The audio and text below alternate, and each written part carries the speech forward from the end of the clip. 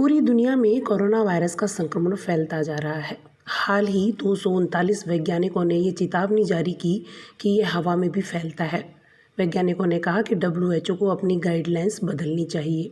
अब आपको ये बताते हैं, एक नए शोध में खुलासा हुआ है कि आखिर कोरोना वायरस किस सतह पर कितनी देर तक जिंदा रहता है। सवाल ये कि किसी कोरोना मरीज के खांसने, छींकने या बात करने के दौरान नाक या मुंह से जो ड्रॉपलेट्स निकलते हैं, उनके जरिए संक्रमण फैलने की संभावना रहती है। लेकिन ये ड्रॉपलेट्स किसी मेटल, प्लास्टिक या अन्य किसी सतह पर पड़े हों तो क्या होगा? इन सतहों पर वायरस जीवित रहता है और कब तक जीवित रहता है, आइए आपको बताते हैं।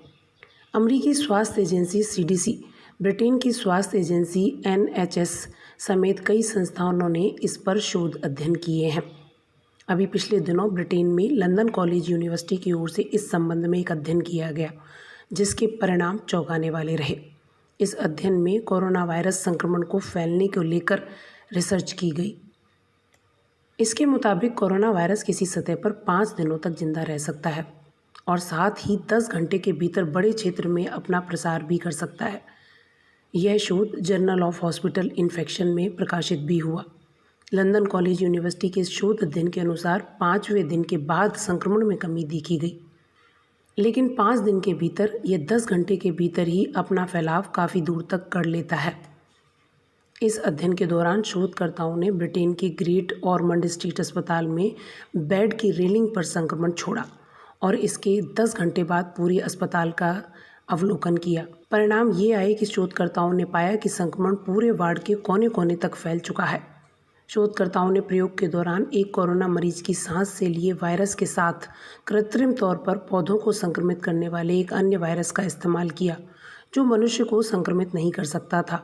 इन दोनों वायरस को पानी की एक बूंद में मिलाकर बेड की रेलिंग पर छोड़ दिया गया। बाद में अस्पताल से लिए गए 50% नमूनों में वायरस मिला।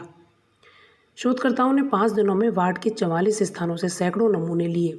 10 घंटे बाद ही लिए गए नमूनों से खुलासा हुआ कि बेड रेलिंग, वेटिंग रूम, दरवाजों के हैंडल, कुर्सियों से लेकर किताबों और बच्चों के खिलौनों तक में वायरस फैल चुका था।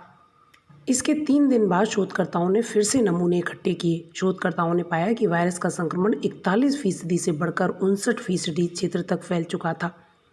इस शोध अध्ययन के तीसरे दिन तक करीब 86% नमूनों में वायरस का संक्रमण मिला। इस शोध अध्ययन से अभी स्पष्ट है कि केवल संक्रमित व्यक्ति के खांसने, छींकने, बोलने या सांस छोड़ने के दौरान निकलने वाले ड्रॉपलेट से ही खतरा नहीं है, बल्कि किसी वायरस संक्रमित सतह को छूने के बाद आंख, नाक और मुंह को छूने से भी खतरा हो सकता है। शोधकर्ताओं ने चेतावनी दी है कि साफ सफाई में जरा सी भी लापरवाही किसी भी इंसान की जिंदगी पर भारी पड़ सकती है और कोरोना की चपेट में वह आ सकता है।